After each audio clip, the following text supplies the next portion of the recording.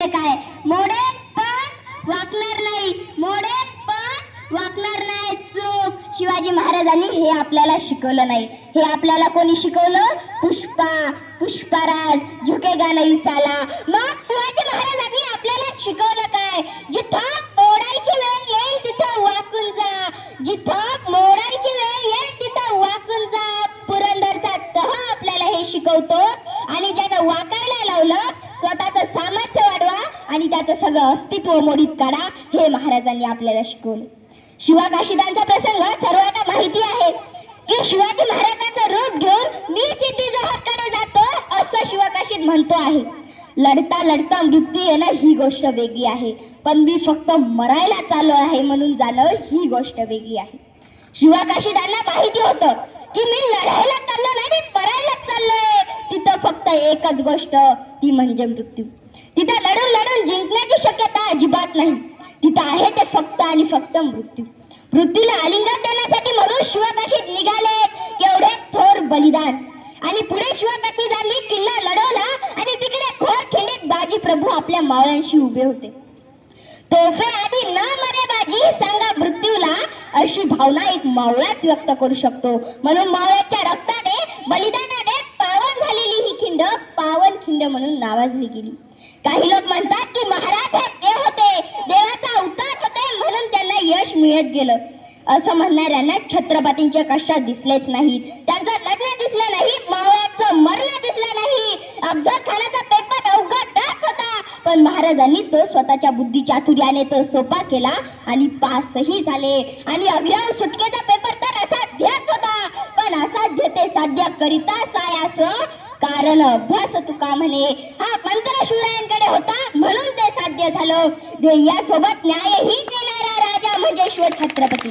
स्वतःच्या लेकीला लेक मारणारे तर सर्वच असतात, पण शत्रूच्या लेकीला लेक मारणारा राजा म्हणजे शिवछत्रपती.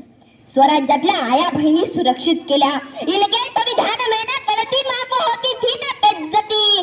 कलम एकच, मृत्यूदंड. महाराजांना घडवणारी मासाहेब जिजाऊ.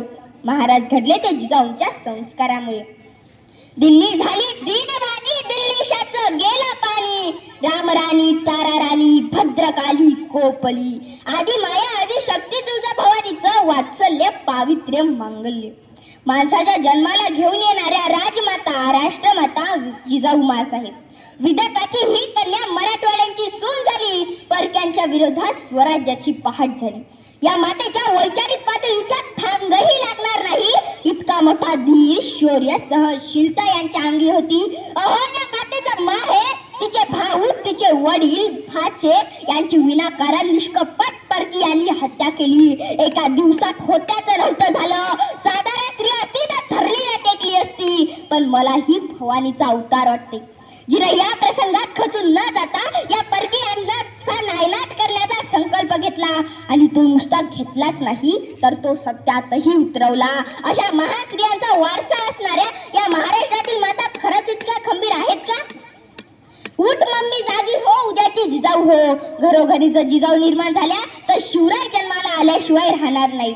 शेवटी एवढंच म्हणावंसं वाटतं की हर हर महादेवची नौबत पुन्हा इथे झडेल काय? हर हर महादेवची नौबत पुन्हा इथे झडेल काय? या स्वराज्याला शिवरायाचं सपान पुन्हा पडेल काय? मर्द आता जिथं आहे ठेवून मोठा खंबा, मरणालाही लाजवणारा कुठं दिसत नाही संबा.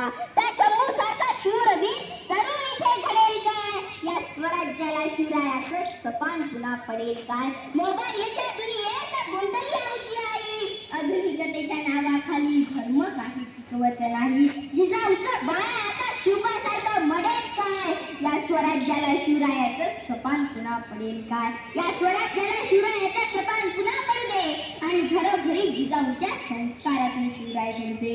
हीच प्रार्थना शिवचरणी करते आणि हे